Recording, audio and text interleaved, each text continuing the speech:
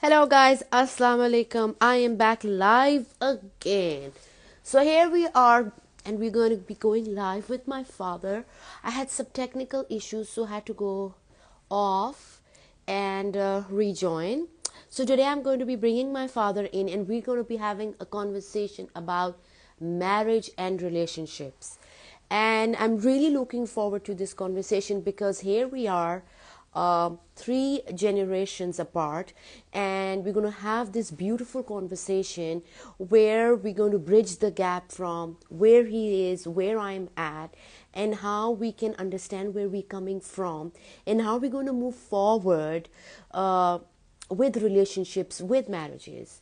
So, without any further delay, let me bring on my father and the house.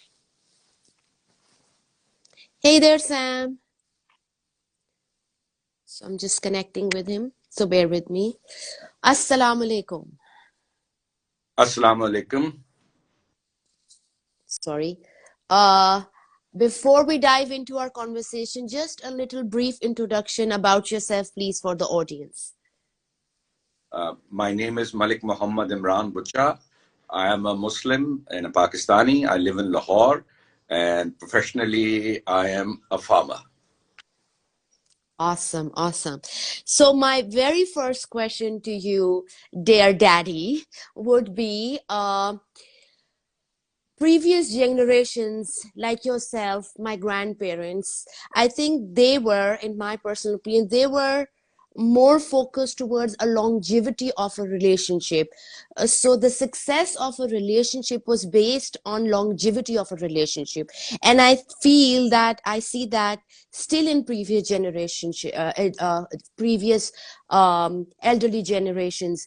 Why do you think that was the main focus of uh, that being the pioneer of marriage? Well, one of the things that has changed now is that my generation and my parents' generation, uh, it was expected of a girl to be calm, cool, and bear a little bit of hardship in order to prolong the relationship. In those days, they were not that educated, also. In my time, the girls got more educated, but in my parents' time, uh, uh, they hardly were educated women. So, what was happening was they were brought up in a way where it was, unacceptable for women to leave a house. Divorce was thought to be a very bad thing, a very ugly thing, and a very insulting thing. Woman getting divorced was not looked upon with any amount of respect. So in that way, many girls, women used to, tolerate lot of nonsense, and in order to make sure that this relationship doesn't break up. So it would continue for a long time. Sometime it would work. The men would eventually realize that they have been harsh, and then they will build on it, and it will get better. And so was the case with men. It wasn't even considered good for men to divorce, girl unnecessarily, without any reason, without any solid reason. So it was also uh, necessary for the men to also make sure that their relationship continued for a longer period of time, unless it was intolerable. So, because both the parties realized this, and the families used to get involved in it to make sure that it's, somehow they keep on pulling on this relation for a longer period of time. And that is how, in the times of my parents and their parents, uh, you found that the divorce ratio was very, very, it was hardly 2 to 3%. So that's how we were brought up then. I understand. So then I would give more credit to women because of their lack of awareness for their rights. They thought that this was the way to live and carry on with their husbands. Now you mentioned about the divorce rate being really low at your time, and if I have it right, it was 12% or something, 12 or 15 years ago, and now it's gone above 30%. What do you think has contributed to those statistics? Well, one of the problems that has come up is it's the fault of the parents. You know how they're bringing up their daughters, especially their daughters now. You know, as I said, in my parents' time, and when we were young, we were brought up that once you get married, you hang on to it. Try very hard to make sure that it works. But unfortunately, now that thing is the girls are not being brought up like that. The boys were always like this. They have been like this. But the girls have now started realizing the fact that they are not going to tolerate any nonsense from the men. One of the reasons is they are more educated, they think they can support themselves, and they think they don't need men. So this has contributed that the tolerance level has gone very low, really low. And I don't think this is a good thing. You know, you have a right to leave a man whenever you wish if you think there are certain serious issues that you can't tolerate. I am for that. There's no need to kill yourself just trying to make it work because you were married to that man.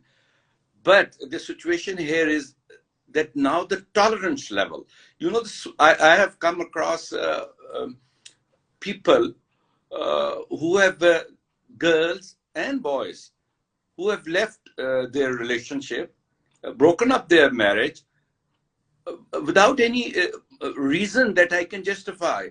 I mean, you just say that I can't tolerate him, and when you ask him what is there that you can't tolerate, they don't come up with uh, a reason that is good enough. I mean, if somebody got drunk, beat you up, abused you, or, or you know, insulted you every time, I can understand whether it's a boy or a girl leaving, getting out of that relationship. There's no point in staying in that relationship.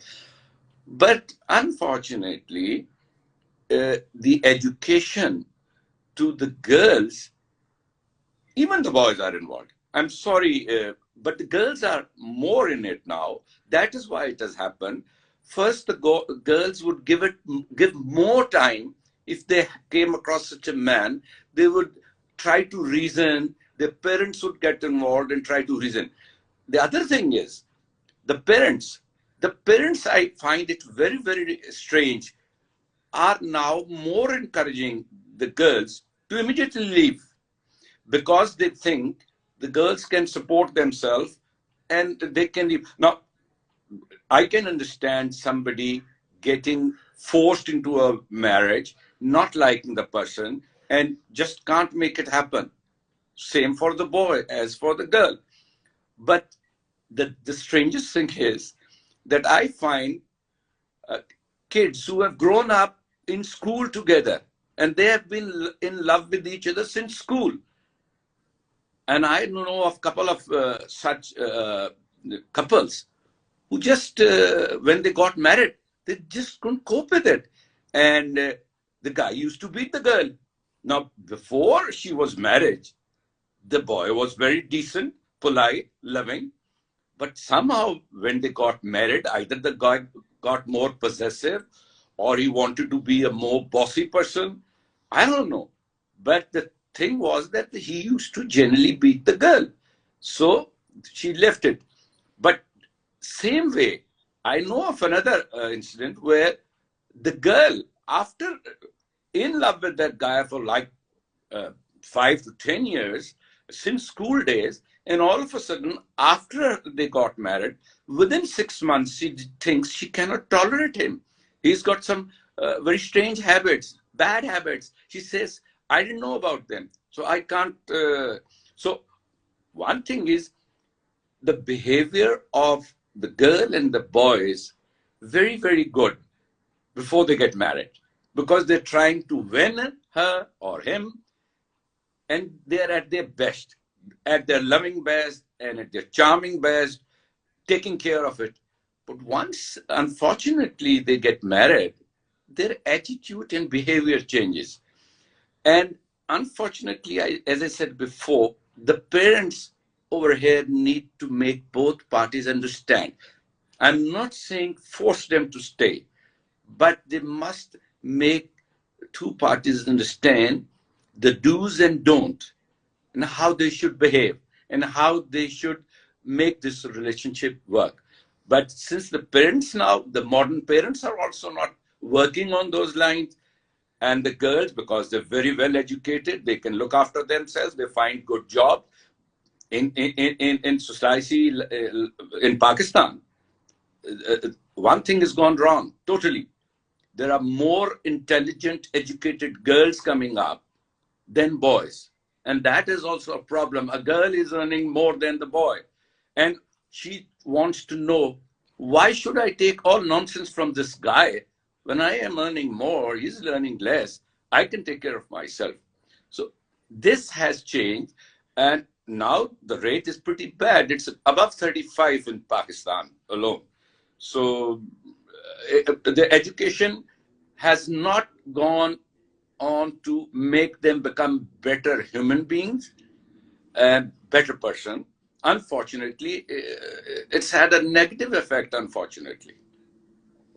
Don't you think we just can't blame one, like just the education system for it? I think when we talk about it, I think when you said, and you said it so beautifully, that I think parents need to take responsibility. You see, if I'm a parent, and I think being a parent, it's my job to educate my daughter and my son about what love is before marriage and what reality of a relationship is after you're married. It's different. So once they have a better understanding about where relationships are, because I think parents somehow think when they don't have that communication with their kids, they think that they're seeing the model in the home, their own parents, so they would understand how marriage is about. Where there is a lack of communication, and when you're in love, you tend to go blind and not and miss those things in your potential partners. And like you said, once they get married, they've been in love for 10 years, the marriage starts to fall apart, because in real life, love takes back seat, and real life challenging issues come forward. So if you're in love, then don't you think that if your daughter, or let's say for example, if your granddaughter comes to you today and says, I am in love with this person, uh, what are the questions you would want to ask her besides the fact she's in love with the man? What are the questions and what are the advices you would want to give her now with experience? Well, number one, the first thing is that when up, most of the time they think they are in love, but but unfortunately, it's not true.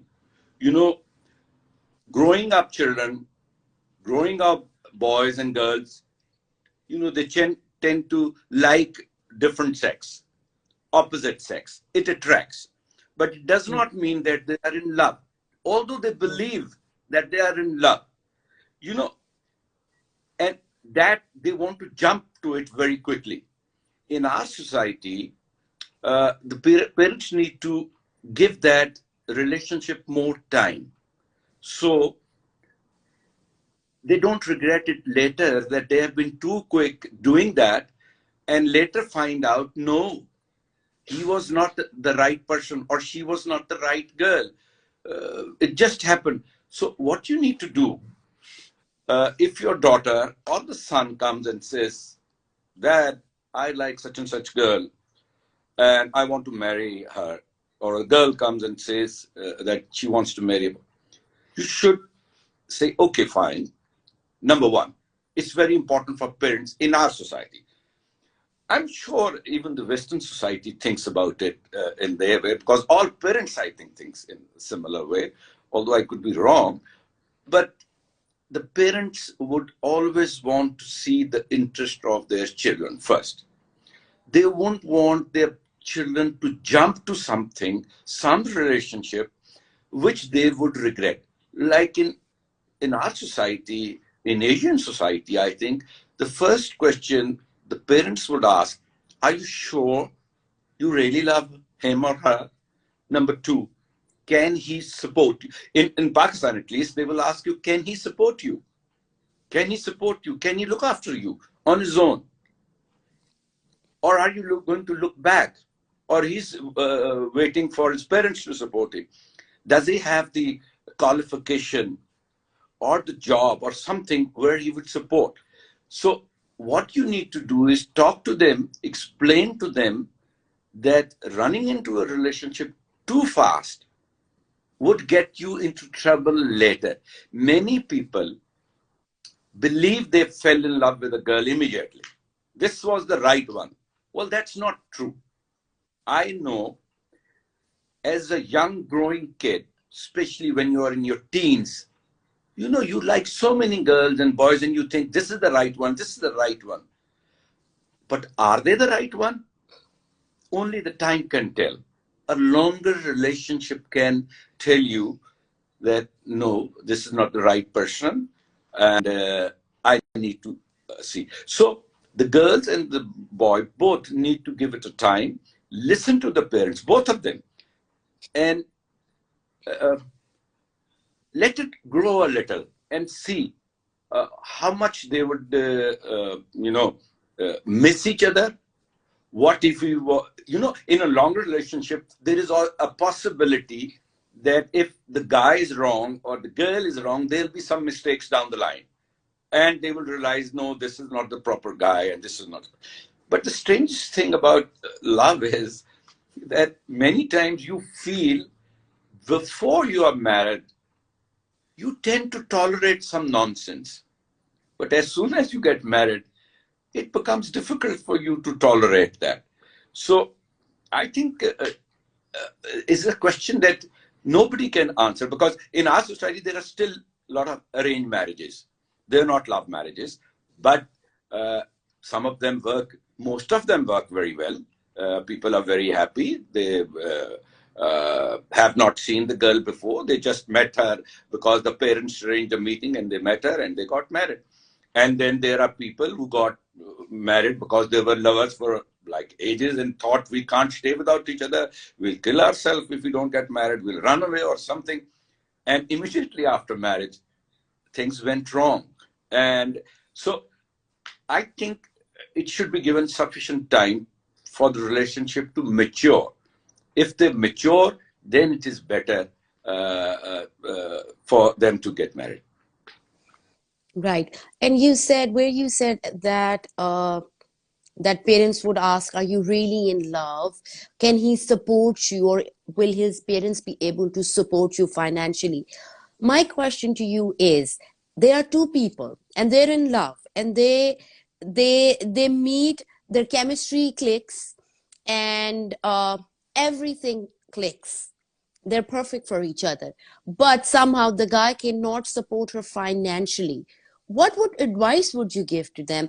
Because don't you think that when we set a bar where, when a daughter or when a son comes to their parent and says, I'm in love with this girl, and whatever questions parents ask, and they either the criteria is a yes or a no, don't you think that there should be a bit more of communication, where the conversation should be about, there are going to be challenges even if there is a perfect fit, or even if there is not a perfect fit? You could have a perfect fit, or you could have somebody who's financially well off and that marriage not work, but the girl is still financially okay and stable. So where do we find that balance? Of course time tells, I totally agree with you, and only the people who are in the relationship can make that decision for them. But since we're having a larger conversation with you, who has so much of exposure and experience, what would you say, what is the communication gap that we need to fill in, where we can give younger kids more realistic idea of marriage, and how relationships are going to be once they are in that bond? Look, no matter how experienced you are, uh, you cannot be sure about what advice you are going to give is going to work. Because the real challenge comes when the relationship is built. How much are you willing, how much and what are you willing to sacrifice, except for your love? Simple as that. You know, I would say, I love this girl. I can't stay without it. But at what cost? Money is one. Habits are two. In our society, the parents and their, brothers and sisters are also there. Sometimes in a society like Pakistan, I have seen rich girls falling in love with people who are not very rich and also not well. And they would believe that I can do anything and I don't mind. Without putting her mind into it, it's not going to be that easy. The challenge is going to be, real life is very hard. The reality is very hard. You see one picture, there are so many, angles to see that picture from. But when you are madly in love, you can only see like I'm seeing you now. I'm not seeing the angles from where the things could go wrong. I'm not even trying to think what would happen.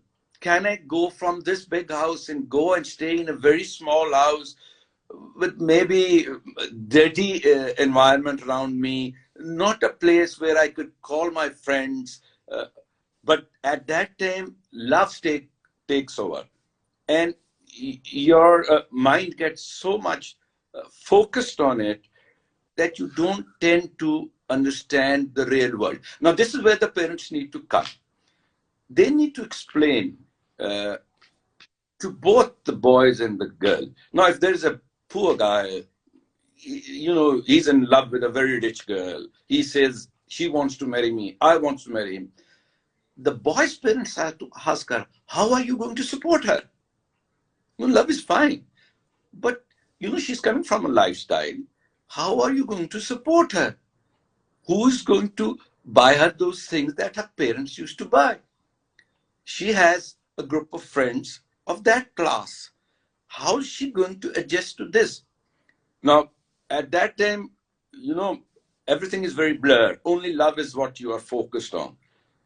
That is something that's why I said they need to give the children more time to think about it. Money is not everything. But my dear, in this world, money is very, very important now. You can't have medical attention. You can't get your children educated properly. You can't live well. You can't pay your electricity bill. So the money is very important now. But emotions, that is also very important. If you are really emotionally involved, then you might, tolerate all that. Let go of everything. And you might adjust. And I know people who have done it. And they are very well off. They have no issues. They think it's fine. People go and talk to them and tell them, look, girl, you got married to this guy. Look where you're living. Look at your place. But she's perfectly happy. Same is the case with a rich man, rich boy bringing in a girl from a very low-class family. It doesn't make that, it does work. But having said that, I think if we somehow, from both sides, the parents get involved and not get involved in a way to stop them from getting married. Because if you do that, it has a different reaction. If you are in your teens, you're very brave. Now, at my age, you don't take those blind decisions. In the teens, you're brave enough to jump from anywhere because you think you can get away with it and you can manage it. At my age, with experience, thinking goes slow. You tend to control your emotions and you wait. But at a younger age, if you forcefully try to show everything negative about a relationship, it has a different reaction. In fact, instead of discouraging that person, a girl or a boy, it encourages them more to do it because they retaliate. So they go against it. They want to challenge it. They want to challenge themselves. That's not right. So, I mean, nobody can be perfect about how you are going to explain. It's very easy for me and you to talk here and tell what you should do. But when you get into a relationship, the whole thing changes. Dealing with it yourself and giving a suggestion to somebody are two different things. It's easy for me to Yes. tell you what, but the person who has to do it, when she or he does it, that's where the challenge starts. And she or he has to take all the responsibility of that. People like you, me can give lectures. I know of people who give so many lectures, but the real life is, in some cases, those lectures do work. It do work. I'm not saying they don't work. It does work. Some sanity prevails. But then every parent, most of the parents, I don't think are competent enough to take these issues in a positive way and try to make it work. So that, in my opinion, is the way to go about is to just slow down, be nice to your children, talk to them, and tell them to take time. Right, right. In your opinion, right now, if we have younger youth listening who is in the stage of marriage, looking for potential partners, what are the qualities that you would say to look out for besides being in love? Well, there are two kinds of things. Number one is, as I said, arranged marriage. If you are in love, then that's a story that we have already discussed. Then they don't need to look at anything because they are in love. So for them, that love is more important than anything else. They will go any length for their love. Now, if you are not in that bracket of love marriage and your parents have to decide a girl or a boy for you and they want you to meet, even then, I think I really, it's such a big gamble. I just can't understand how a boy or a girl meeting once and deciding that they like each other and pull it off. Although it works, in most of the cases, it does work. But it's like a gamble.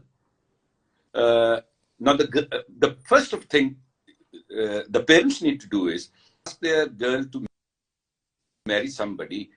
They should be very sure, talk to the girl, know what she wants. What kind of a boy does she want?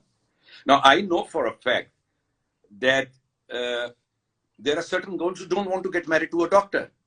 There are girls who don't want to get married to a lawyer. There are girls who don't want to get married to a politician. So you must, in modern times, talk to your girls and find out, number one, what sort of a person they want.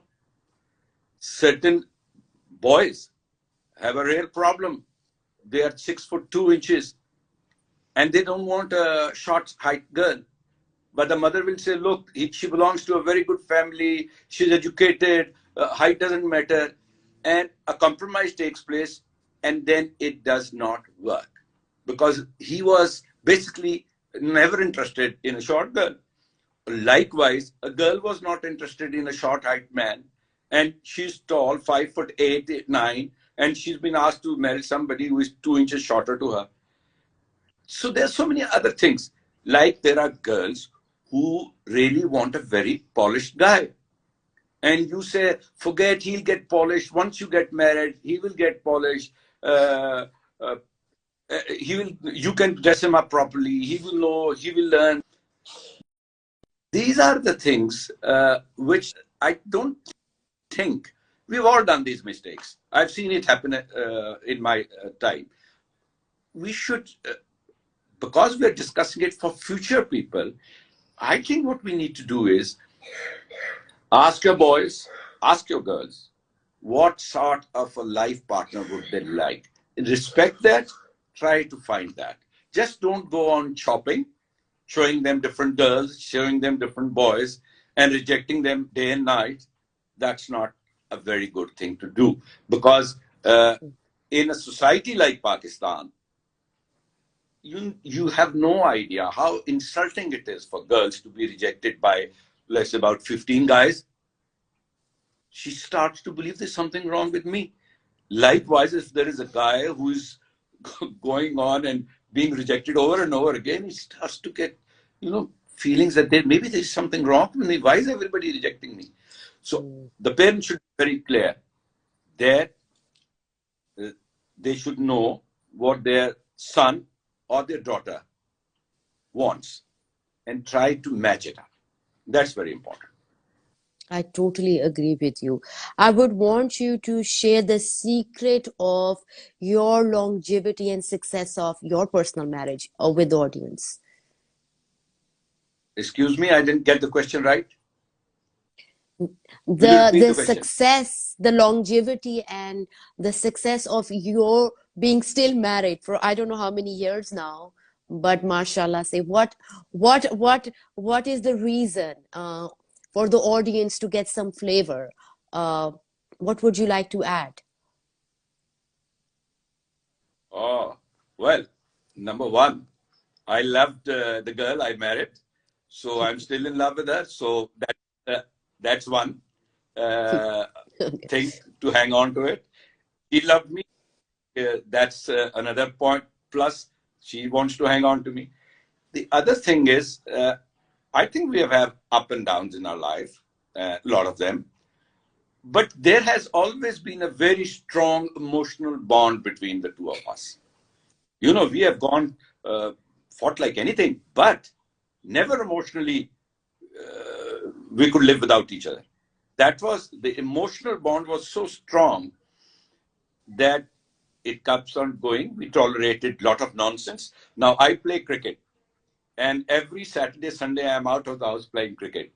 And in the good old days, in the young days, my wife didn't like that because she wanted to, go out somewhere on the holidays. That you are doing something else on weekend. Also, you are playing cricket, and I used to be in love with cricket. In fact, my first love was cricket. Then my wife came in, so she took over. So that's a problem I had in the beginning. But because of the emotional bond that we had, the love we had for each other, we tolerated that. She tolerated this nonsense. And we kept on going on. And the other thing was, I think we were very lucky that our family backgrounds were almost similar. Uh, our thoughts were almost similar. Uh, Most of our likes and dislikes were similar. So that was one thing uh, that got going. And when there was a time that, I was a responsible husband and a father, I think so. You are a better judge of that. I think I was a responsible father and a responsible husband. Because, Mavish, one thing you must understand, both the parents, the girls, the boys also have a responsibility to many things. Uh, and like nowadays, there are certain marriages breaking up with the children around, and the children are not having a very good time of it. Uh, I mean, nobody's happy when their parents are not living together. So it's a slightly complicated issue. What really you should do, what you should tolerate, what you should not tolerate. There is one person who can take a lot of nonsense. There's another person who cannot take even the smallest of it. So there's a very thin line of what you can do and what you can't do. It will differ from person to person. But Alhamdulillah, mashallah, I and my wife had a very good sort of relationship. We talked about almost everything. We talk about almost everything in the world that happens. And Yeah. so we have had a, alhamdulillah, good time so far. So what I'm getting is that the emotional bond between you and your wife, which is my mother, has been strong, and that has helped you keep the marriage going. For people listening right now, struggling in marriages, how do you make that emotional bond? Is it something that comes naturally because of same likes and dislikes, or is it something you have to work on together? That's a very difficult question to answer, because uh, there are you know two kinds of emotions: the negative and the positive. Uh, the positive is what you just said, that people should try and see the good points in the partner, whether it's a boy and girl, and live with it. Try to live with it. And, instead of seeing all the bad things in the guy or the girl, try to pick up good things. Are those good things good enough for you to remain in that relationship? If they are and you can work on it, then you should work on it, and you will eventually get emotionally involved. But if there are strong uh, emotional dislikes, that is a very serious problem. Now, I know of somebody uh, who we tried to talk not to break up, but she said, I just can't tolerate him. I just can't see his face anymore. It's impossible for me. When I look at him, I go crazy. I can't stay. Now, that is something very difficult. You can't make that kind of person love somebody who has started to hate the other person so badly. You are only going to delay that, eventually hurt both the parties more, because black. I know we all do. Sometimes you blackmail your children into staying into that relationship. Try to make it work. Try to live in different ways. But I think if you get into a negative emotion about the other person, Hmm. then there is no back to it. At least Absolutely. Yes. psychiatrist might be able to work around it. I don't think it's going to happen. You know, it's very easy to say your marriage is your first priority. Don't leave. I mean, I would tell my daughter the same thing. But if she thinks it is killing her, why push her into it? Yes, if there are emotions that she says, I can't tolerate a couple of his habits, but he is a nice person, he talks well, he makes me laugh, and there are certain good points, then you can work on it. But if somebody gets Hmm. into total, no way, no way, Yes, nobody can absolutely. guide. I think the emotions play such a vital role in all our relationships. So knowing our emotions in relationships is extremely important. Uh, your Yeah, yeah, it's very. final advice to people listening to you, women, men who are on the brink of separation, divorce, who are already going through that phase, what advice would you give them? And then what advice would you give to people who are entering marriage? Look, number one, both the parties have to respect each other. That's very important. Yes. Tolerating comes later on. First thing is, how much will you respect? You have to respect, you have to tolerate, then you have to emotionally get involved and love. Love can come later, like.